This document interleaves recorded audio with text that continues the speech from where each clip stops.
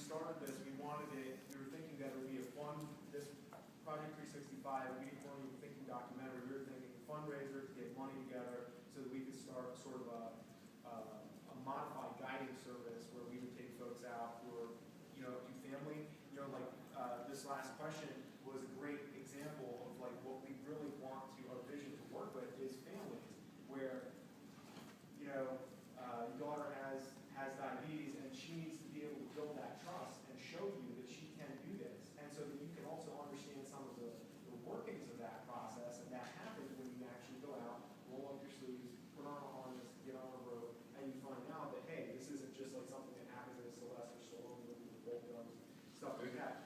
So to really make that personal and facilitate adventures, that was our initial goal, and that still is a kind of big picture where we're looking to go with that. And right now, the short term is kind of establishing a precedent, again, meeting people where they're at through documentary and social media, and then using that as an outreach tool to then build a program where we can begin facilitating adventures ourselves. Yes? I'm just curious how you feel about your diabetes when you're doing diabetes advocacy as your full-time job. Like, has it made a relationship with your diabetes more complicated, or? Like, do I feel guilty when my sugar is high type of thing? No, I mean, Yes, I do. I am wondering, so I don't know very much about you, so I don't know, like before you did the climbing, your website is great actually, I've just been on it. So I'm trying to figure out, because you seem really chill and relaxed, which is very aspirational to use the previous word for me.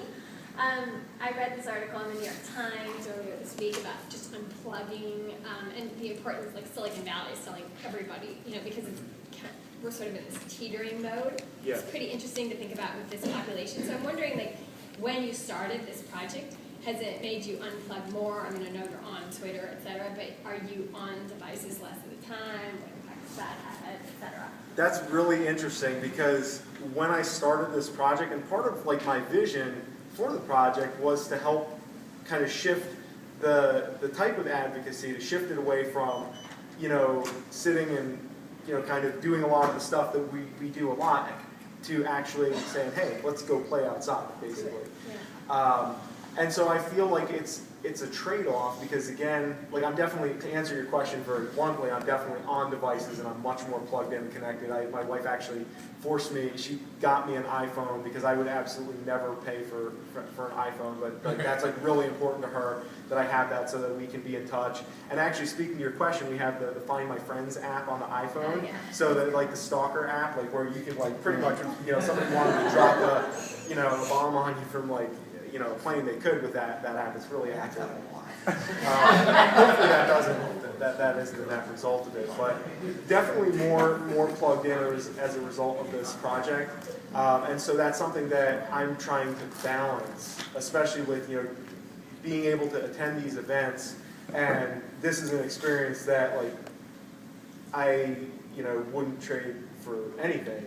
But then also being able to say, okay, once I'm back on the road, living out of my car again, and kind of back to my normal comfort zone of being out away from stuff, where I can just say, all right, and that's where my wife comes in, so that she can we can trade off and share some of that burden, some of the roles.